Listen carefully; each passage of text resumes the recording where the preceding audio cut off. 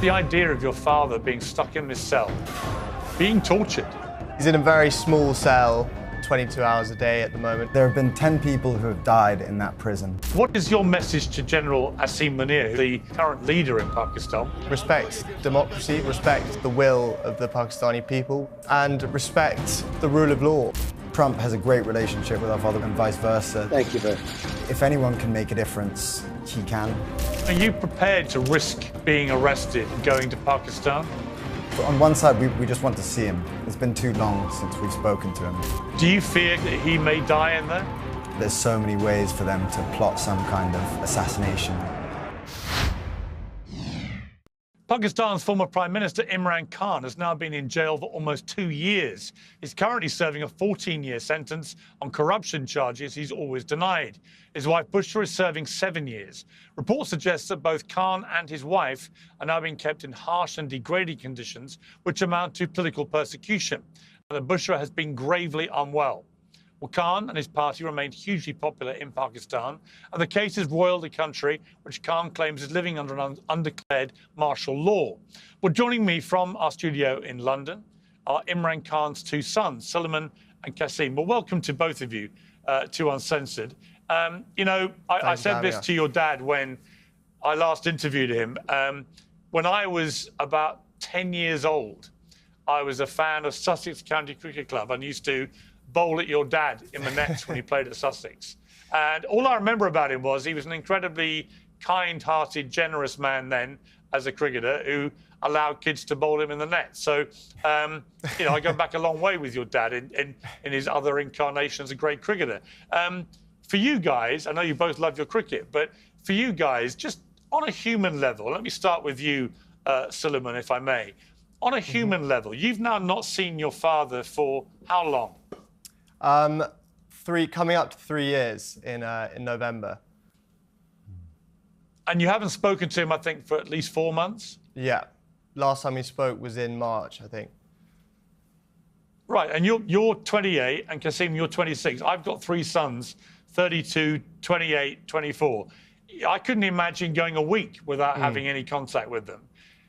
What has this been like for you guys on a human level? I mean, it's been, it's obviously brutal. We're used to speaking to our father very often. I mean, the court mandated that we speak to him once a week. We barely spoke to him, once every 2 or 3 months. And even when we did speak to him, we would often get a message at around 2 a.m. in the morning saying, you're going to speak to him at 9 a.m. And so if you miss it, that rolls on. It's another 2 months we don't speak to him. So that was our one kind of solace, that we got to at least speak to him occasionally. Now, since the last interview we did, it seems they've become a little bit stricter, and we haven't spoken to him once since the last interview we did. It seems like that's kind of a technique that they're using to try and break him or cause him a little bit more distress. And Suleiman, what conditions do you believe your dad is now living in? So he's in a very small cell.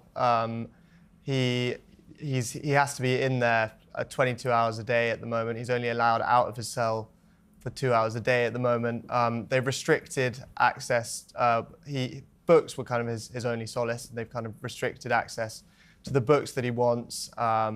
He's had access to his lawyers and his personal physician, and his family members restricted.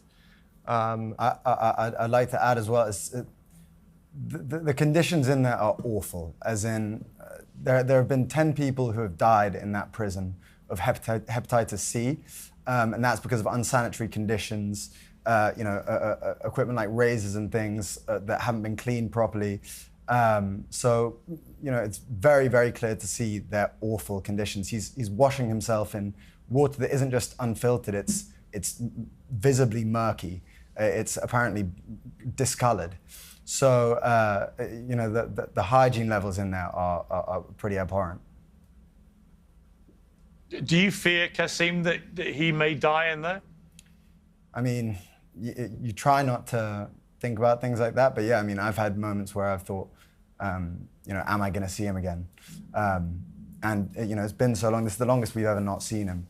Also, the longest I've ever not spoken to him.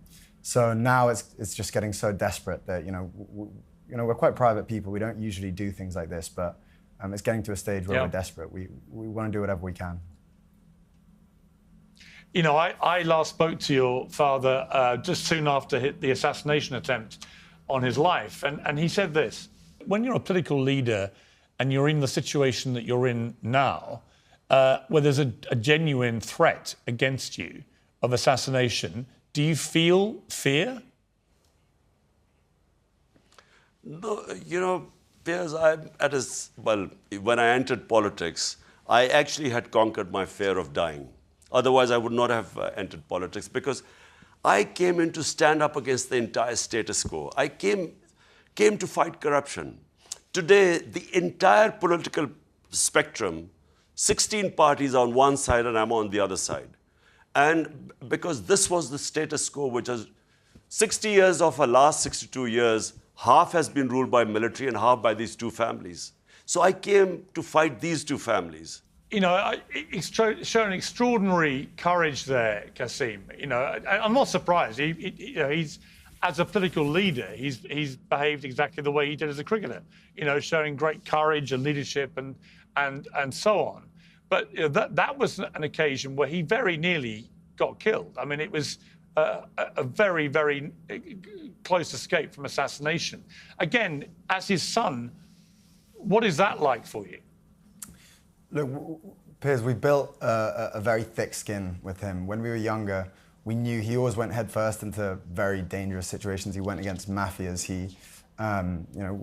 We saw him get shot. That was the last time we actually went over there. Was straight after that, and it's the last time we saw him. But you know, he's a very resilient character. He's always been like that. It's his strong faith. He was like that even before he had that strong faith. It's obviously it's brutal to see him right now. This is one of the worst situations I've kind of gone through, because we really didn't think it was going to be this long, his sentence or his incarceration. You know, it's an unpredictable place, Pakistan, but to be in there nearly coming up to 2 years, yeah, it's brutal. So it's the first time I've really wavered a little bit on my faith in him being okay. So that's why we're here. Suleiman, I did another interview with your dad where he talked about you guys. Let's take a look at this. You also, Imran, you have kids back here in the UK, and your ex-wife Jemima was on Twitter saying how relieved that they all were to see that you'd survived this. But, you know, in those moments, you must also, you're a father. You know, what were your thoughts once you knew you'd survived about your sons? Did you want to speak to them quickly? Because obviously they would hear about it perhaps before you could even talk to them. I went to the hospital, 2 hours drive. The moment I got there, then I spoke to my sons. And of course, I spoke to my wife, both of them. My wife actually was remarkable. You know, the fact that I was saved, she was quite relieved. But my boys were sort of quite worried. And I hope to see them soon. I mean, are they keen for you now to stay out of the public eye? Is that on your mind, your sons, and how they feel? My sons, when they were younger, I'm talking about my older son was very sensitive. So when they were about 8, 9 years old, my older son, that's when he used to worry a lot, you know, and he always wanted me out of politics. But, I feel that, we human beings have a responsibility to our society. And this is the spiritual way of life. There are two ways. One is material yourself. The other is the spiritual. And some 30 years ago, when I went on the spiritual path, that's the only reason I came into politics, because I realized I had a responsibility being so privileged in this country. How do you feel watching that back, Suleiman?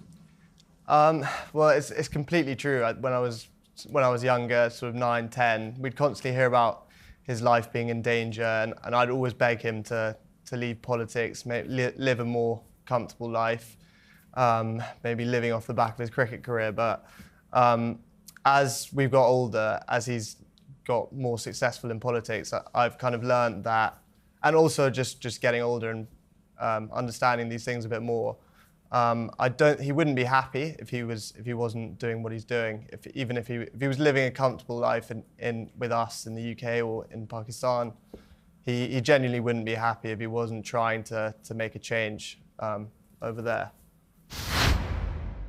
What if you could delay your next 2 mortgage payments? That's right. Imagine putting those 2 payments in your pocket and finally getting a little breathing room. It's possible when you call American Financing today. Experts at American Financing can show you how to use your home's equity to pay off debt. Consultants are helping many homeowners to restructure their loans and consolidate dates, all with no upfront fees. Their customers are saving an average of $800 per month, which is like a $10,000 raise. It's fast, it's simple, and it could save your budget this summer. So call them today before it's too late. 866-721-3300. That's 866-721-3300.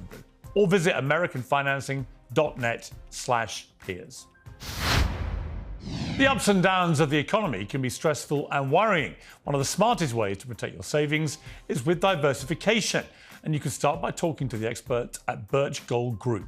Gold's value has surged 40% in the past 12 months, driven by record-breaking central bank purchases. Even with global instability, demand for gold continues to grow. Birch Gold makes it easy. You can own gold to store at home, or you can convert an IRA or a 401k into a tax-sheltered gold IRA. Just text my name, Piers, to the number 989898, and Birch Gold will send you a free info kit on gold.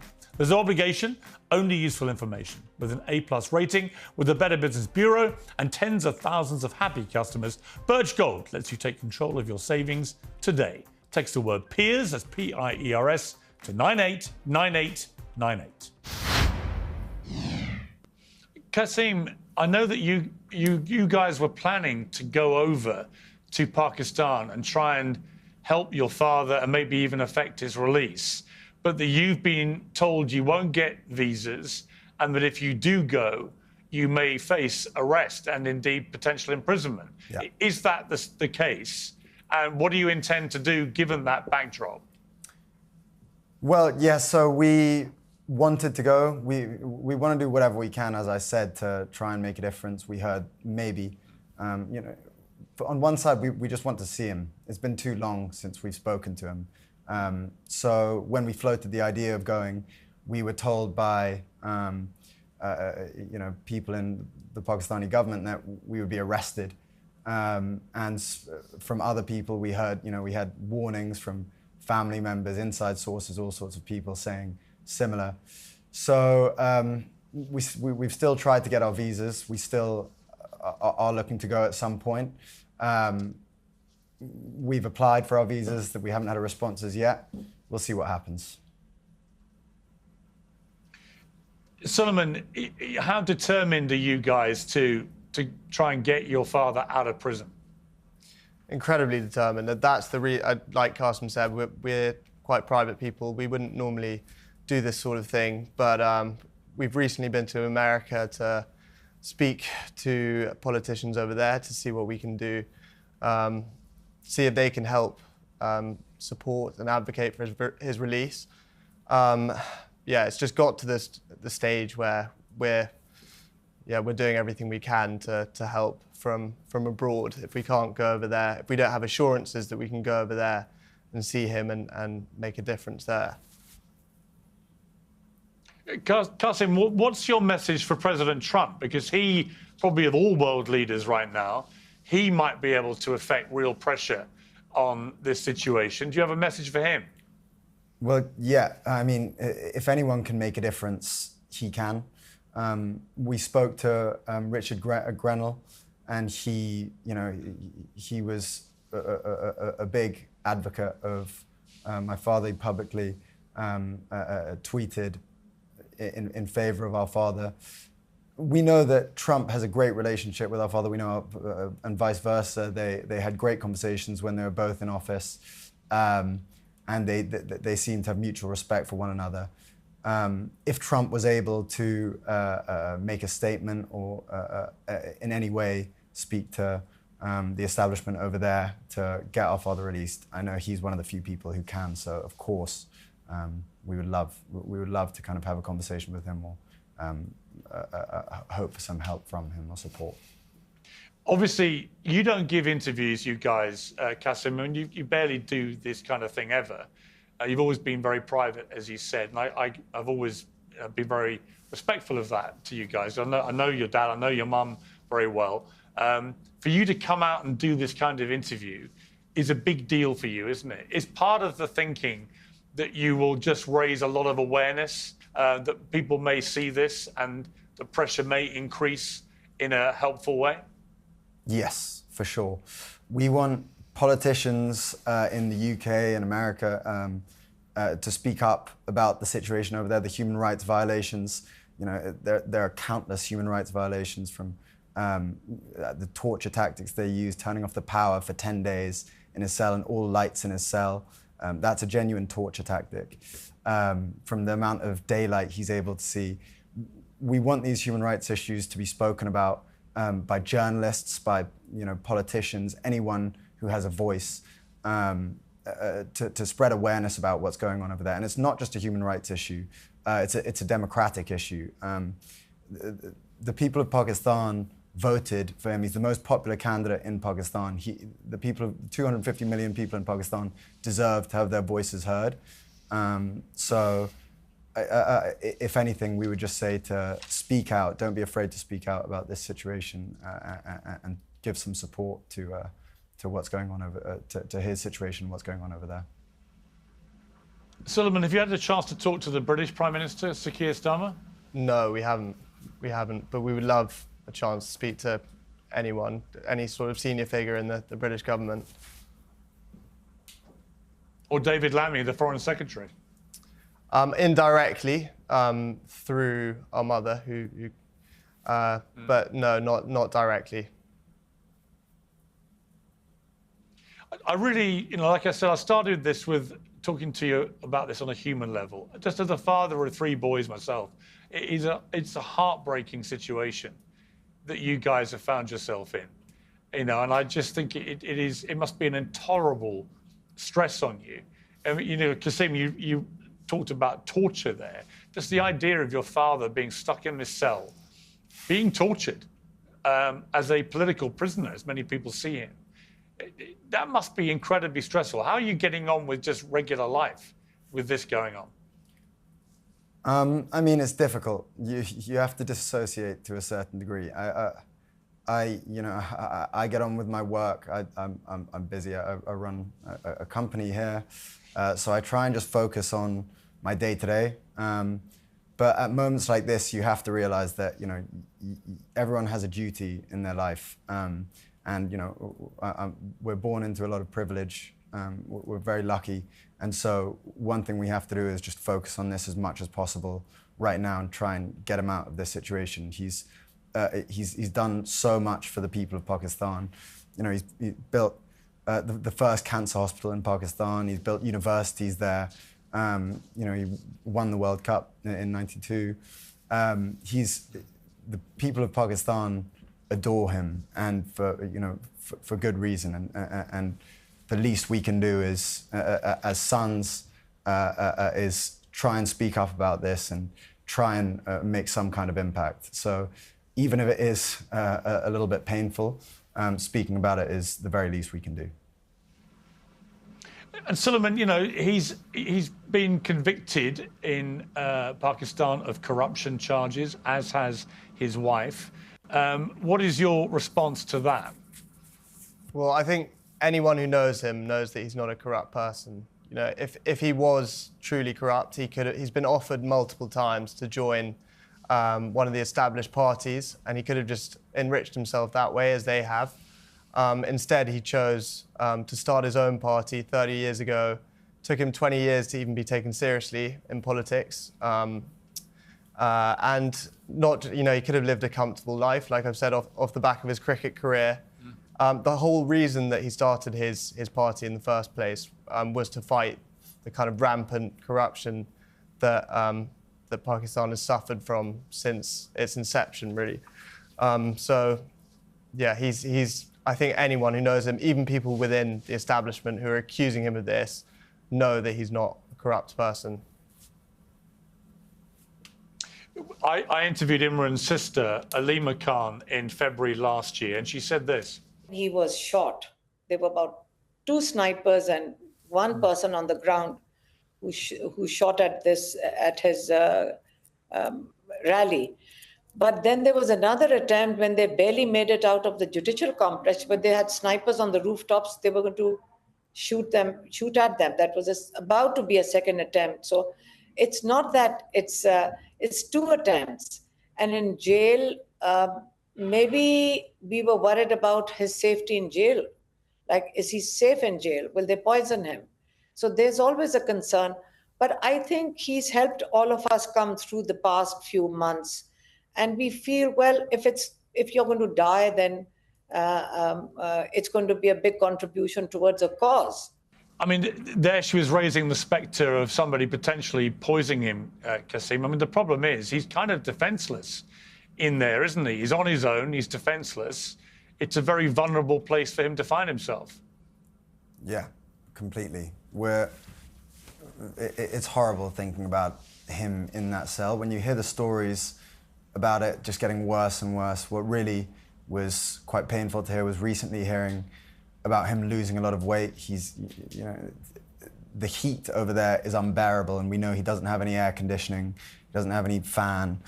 And so he's stuck in this small solitary confinement cell in blazing heat, and losing weight is just not a good sign for someone who's in their 70s, who's been shot recently 3 times.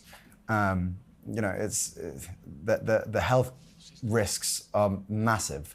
So there's so many ways for them to plot some kind of assassination. They have complete control, and it's extremely distressing. Yeah, I mean, Suleiman, that is what would be really concerning me if I was in your shoes, is that there's already been assassination attempts on his life. He got his sister talking about potential poison plots and so on. None of this is far-fetched. This kind of thing, I remember meeting Benazir Bhutto a few months before she was assassinated. This is part of life, in political life in Pakistan, sadly. What is your message to General Asim Munir, who's the current leader in Pakistan? What's your message to him about what's happening with your father? I would say respect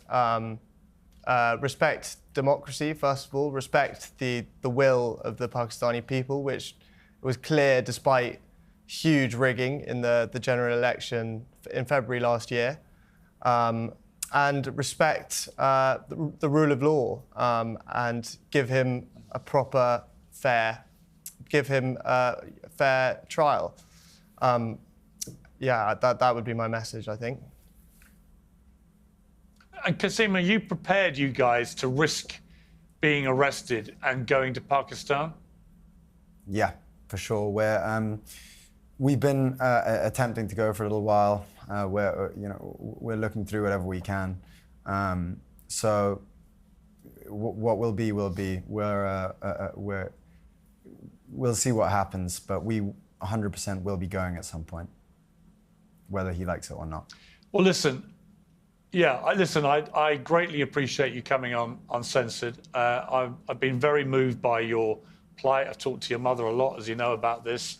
I feel a long-time affinity with your dad. Like I say, he was very kind to me when I was a young lad, and I haven't forgotten that. And it was fascinating watching him go into politics and a whole different world. But it's a very dangerous position that he now finds himself in. And I just hope and pray that at some stage, sooner rather than later, common sense prevails and you get your dad back, or at the very least you get to see him and talk to him and interact with him, because it must be just for yourselves, never mind him, a form of torture that's going on.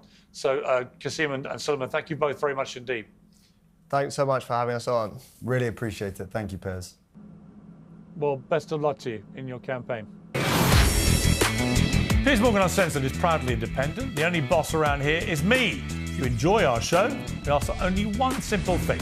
Hit subscribe on YouTube and follow Piers Morgan Uncensored on Spotify and Apple Podcasts. And in return, we will continue our mission to inform, irritate and entertain. And we'll do it all for free. Independent, uncensored media has never been more critical, and we couldn't do it without you.